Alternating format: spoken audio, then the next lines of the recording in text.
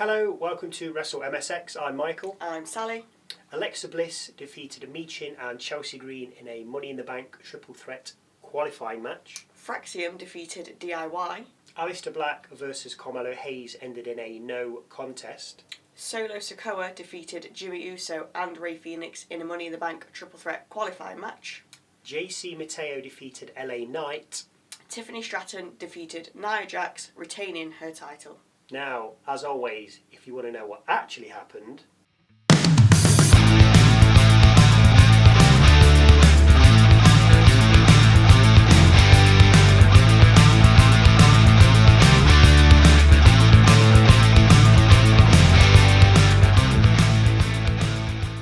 Cena has a match at Saturday night's main event. Bliss tries to make friends. And as usual, McIntyre is furious. We open with Solo Sikoa, Jacob Fatu and the newest member of the gang, Jeff Cobb.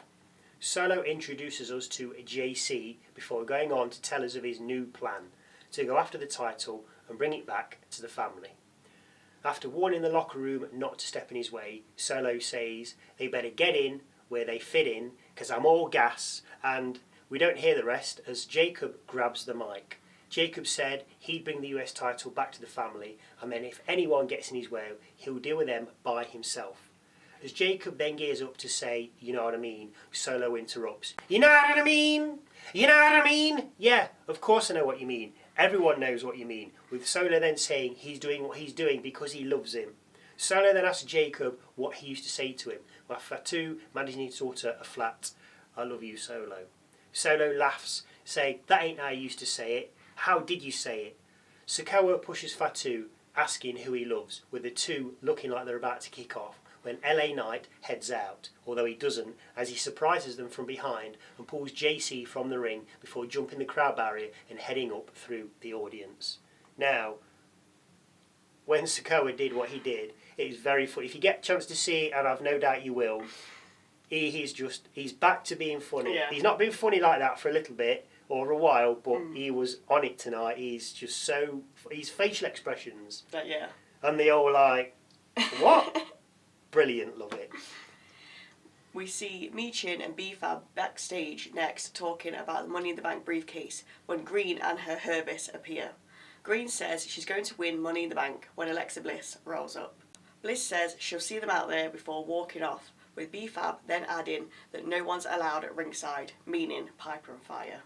So, first match of the night, Alexa Bliss versus Chelsea Green versus Michin in a Money in the Bank triple threat qualifying match. From the bell, Green gets kicked in the kisser and rolls out the ring, leaving Michin and Bliss to go at it. Green does come back in again but suffers a drop kick before Michin and Bliss exchange 2 count covers. A double drop kick takes care of Green before Michin and Bliss feud on the outside, with Green then taking advantage by diving out the ring at the pair. We come back from the break to see all competitors in the ring and Michin long back attacking her enemies in the corner and covering Bliss for 2. All 3 then take each other out, with Michin reacting quickest and drop kicking Bliss before hitting meat defeat on Green, only covering for 2 as Bliss made the save. Bliss hits a tornado DDT and twisted Bliss on Michin, but Green pulls her off the follow-up cover and hits the unprettier, also on Michin. Bliss, not done yet, pulls Michin out the ring, gets back in, Sister Abigail DDTs Green and then covers for the win. Next match, we're not messing about tonight, Fraxiom against DIY. We have a fleeting second of mat skills from Ciampa and Axiom before Ciampa falls over as Axiom tries to get him in a hold. But that soon goes out the window as we see Fraxiom fly out the ring at their opponents twice, with Ciampa ending up in the crowd. Axiom then goes for a springboard, but Gargano pulls the rope, causing him to fall, with DIY then taking advantage as we hit a break. We come back to see Axiom tagging in Fraser, who goes to work on both DIY members, before hitting a standing shooting star into cover on Gargano, but only for 2. Johnny then stops a springboard moonsault from Fraser, and with help from Ciampa, hits Fairy Tale Ending. Ciampa covers, Axiom breaks the pin. We then see Ciampa deliver Project Ciampa to Fraser and cover, only for Fraser to kick out on 2. We then get a superplex from Fraser on Gargano, with Fraxiom then hitting a super kick brainbuster combo. Axiom covers only for Ciampa to make the save. Axiom then counters a pin from Gargano into a cover of his own and manages to pick up the victory for his team. After the match, DIY beat up Fraxiom, with the Motor City heading out for the save. Backstage, we see Rey Fenix readying for his match when we see Andrade wishing him luck. As the two speak about Money in the Bank, Solo and Co roll up asking where Night is. All of a sudden, Rey and Andrade don't understand English, with Solo then storming off. We see Nia Jax getting ready for her title match later, and if you look carefully, you'll notice Naomi in the background. We then cut to Fraxiom celebrating their victory backstage when the Street Profits confront them. The Profits enlighten them that they'll be getting their title shot next week.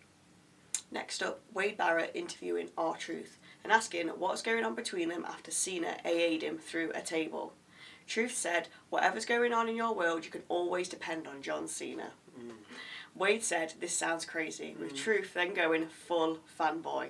Truth said if he has to beat Cena back to his senses, then he will, before saying he's spoken to Nick Aldis and that he's got a match against Cena at Saturday night's main event. Ridiculous. Damian Priest says he and McIntyre needs to come to a conclusion. So at Saturday night's main event, the two will go one-on-one in a steel cage with a cycle ending there. Next up, Aleister Black versus Carmelo Hayes. Hayes accompanied by The Miz. The two matched each other move for move, kip up for kip up, before Hayes dodged Black Mass. A springboard DDT gets Hayes a 2-count cover as we hit a break. And when we come back, we see Hayes kicked off the top rope and fall into the outside.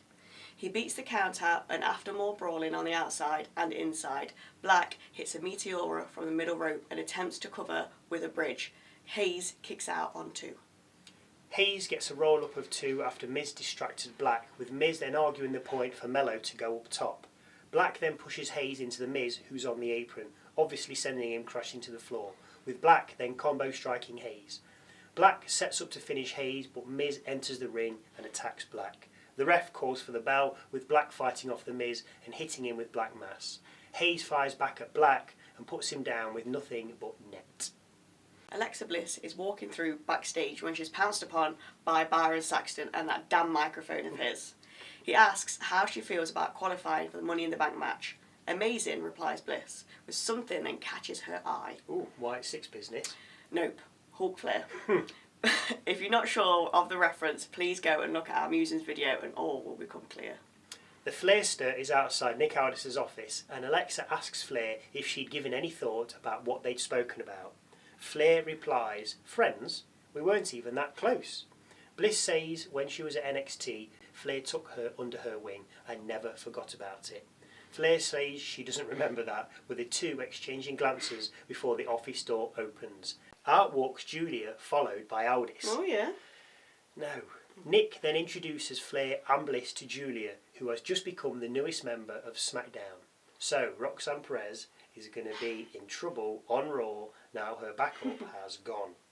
Flair warns Bliss to stay out of her way, adding she doesn't need her before going into Aldis' office to discuss Money in the Bank. Out next, Drew McIntyre. This should be good because we did say that he's going to be coming out kicking off.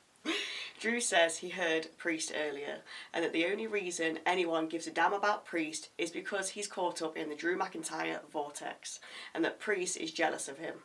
Drew adds that this has to end and he'll see the Punisher in the cage next Saturday. 2 men enter, 1 man leaves. Nice. Well, he didn't say that. Oh. Although it would have been good.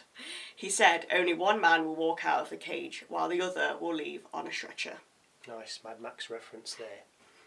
As Drew's heading up the rampway, out walk Bloodline 3.0. Yes, I've upgraded them. With Solo entering the ring, ready for his match against Rey Fenix and Jimmy Uso in their Money in the Bank triple threat qualifying match. Fatu and JC are at ringside. Solo wants he and Jimmy to team up against Rey, but Jimmy has none of it, hitting his brother, with Rey and Jimmy then teaming up to send Solo from the ring. Fenix then rolls up Jimmy for 2. Some slapping and kicking follow, with Fenix getting a 2 count off a dropkick, only for Jimmy to then be pulled from the ring by Solo and slammed into the announcer's desk. Fenix hits a crossbody to the outside, landing on the brothers, with Fenix then covering Solo, but to no avail. Fenix heads up top, but Solo counters into a spinning solo on landing and then hits another spinning solo, this time on Jimmy and onto the announcer's desk. We come back from a break with everyone in the ring and Jimmy going up top. Ray catches up to him, but Jimmy pushes him down into the arms of Solo, with Ray then going for a roll-up on Sikoa. Solo stops it. Jimmy jumps at them, but as he does, Ray rolls up Solo into a pin, and the ref doesn't count because he wasn't looking. If you get to see it, it's ridiculous. He's looking at Jimmy, who was on the other side of the ring. Now, this was a referee mistake, and he will be getting sacked in the morning. Anyway, Solo kicks out of the pin. Super kicks, Samoan drops and hip attacks then follow, with Fenix then getting a 2-count cover with a crucifix pin via an assist from a super kick from Jimmy. Jimmy gets the adios amigo, only for Ray to then get speared and covered for 2. Jimmy decides to head up top, with Fatu then attacking. Only Big Jim fends him off. The distraction's enough though, as Solo spikes Jimmy, but as Sikoa gloats, Fenix hits him with the adios amigo. Fenix then knocks JC from the apron, but this allowed Solo to recover slightly and then spike the Mexican. Solo covered, Solo got the win. After the match, we see Knight attacking the Samoans again before getting a cheer and standing on the announcer's desk. He nearly loses his footing, which would have been funny, when Aldis heads out. Aldis has had enough, so makes a match. LA Knight against JC Mateo for right now. We take a break, come back, and the match is underway. We learn that JC carried the flag at the 2004 Olympics for Guam, which is a high honour, but not Samoan. He overpowers Knight, with Knight doing what he can, when he can. JC tosses Knight over the top rope as we hit a break, but when we come back, we're in the ring with JC covering for 2. We have a waist lock, locked in for far too long before we head to the outside. LA dodges an incoming JC attack, with both men then rolling back into the ring. Knight runs through his repertoire, leg sweep, elbow drop, neck breaker and cover, but only for 2. JC then hits a standing moonsault, which is impressive for a guy of that size. Very good. But Knight kicks out on 2. LA then decides to springboard Solo and Fatu before getting back on the apron and slingshotting at JC. Only JC catches him and hits his finisher, which Joe Tess calls Tour of the Islands, and then covers for his debut win. Bit boring and slow, I thought, but I do like the name of the finisher. It's quite good. Different. It's like a spinning scoop power slam, but if you've watched him in whatever he's done before, New Japan, you will. Yeah, it's good. I like the finisher, and I like the name of it. It's fitting for where he's from and what he does. Yeah. Anyway, we head backstage to see Santos Escobar speaking with Angel about Berto and asking where he is. Angel doesn't know, but Santos wants him to find him as he has something on the horizon that will help them make a statement. We get a vignette from Shinsuke next, who says LA Knight hasn't changed and that Aleister Black hides behind smoke and mirrors. He's targeting them as he'll be facing them in a triple threat qualifying match for Money in the Bank next week. So that's just going to be a strike-off between Shinsuke and Black. Many kicks. Oh, I thought it was wrestling we was watching. Anyway, we see Jade Cargill confront Tiffany Stratton backstage, saying it doesn't matter who wins tonight as she's next. As the two are talking, you can see Naomi skulking around in the background. Last match of the night, Tiffany Stratton versus Nia Jax for the WWE Women's Championship. Jax overpowers Stratton to begin with Tiffy then fighting back, looking for a handspring elbow in the corner. Only Jax catches her and dumps her on the top rope. Jax then hip attacks Stratton from the apron, smashing her head into the ring post, before we hit a break, come back and watch Jax continue her onslaught. Stratton avoids another hip attack, with the two then fighting on the outside, with Tiffany Hurricane Ranin Jax into the ring post. Nice. In the ring, a crossbody gets Stratton a 2, with Jax then fighting back with a Samoan drop and senton. The follow-up cover getting 2. Another handspring elbow attempt works, with Stratton then following up with a spinebuster and cover, but ultimately for nothing. Jax then counters the cartwheel into Alabama Slam by powerbombing the champ, and then lifts her again for a sit-down powerbomb, and follows with a leg drop. Now that should have done it really, but the cover only got 2. The two then head to the top rope, with Stratton reversing Jax's move. No idea what she was attempting, but they both come crashing down to the mat. Anyway, as the two lay in the ring, Naomi heads out, chair in hand, and looks to enter the ring. As she gets on the apron, Jade Cargill heads out and takes out Naomi, with the two fighting off into the crowd. Back in the ring, Jax posts herself with Stratton then hitting the prettiest moonsault and covering. Jax kicks out on 2, becoming the first to do so. I mean, it's only a moonsault, but anyway. We head back outside with Jax Samoan dropping Stratton onto the announcer's desk before throwing her back in the ring and looking for the Annihilator. Stratton though gets up looking to powerbomb Jax, but Jax is too strong and sort of bum attacks her and then annihilates her. Jax gets a 2 count as Stratton reaches for the rope. The Annihilator looked fantastic as well. It wasn't. I know she she controls it, but this was good. Anyway, Jax then decides to leave the ring, and as she does, she grabs the title and heads to the back. But the ref talks her out of it, so she puts the title on the apron. As he passes the title to the outside staff, Jax picks up the chair Naomi brought down and enters the ring with it. Only this backfires as Stratton drop kicks the chair into Jax's face and then hits another prettiest moonsault. It works as Stratton covers, gets the 3 and retains her title. Jax was busted open.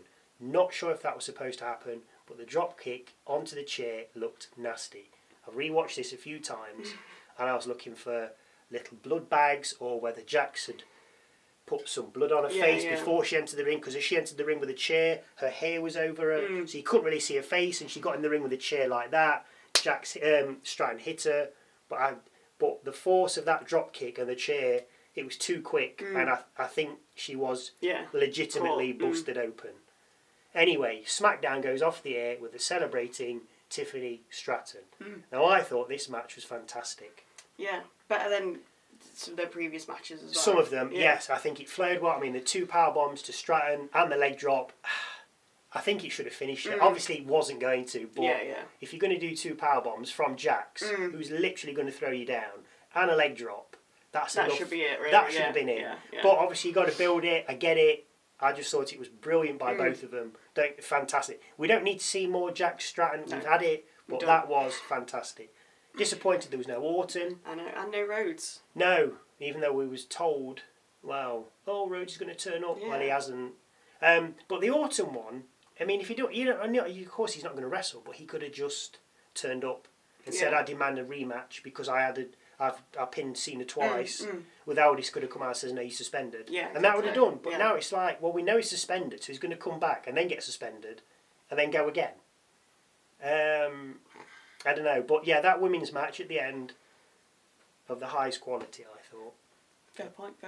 Yeah. Anyway, any thoughts or views you'd like to share, then please feel free to leave them in the comments section below. Don't forget to check out our musings video with thoughts and opinions of the last week of WWE. A new one drops every Wednesday. And if you watched, we appreciate it. Thank you very much. And we'll see you Tuesday for Raw.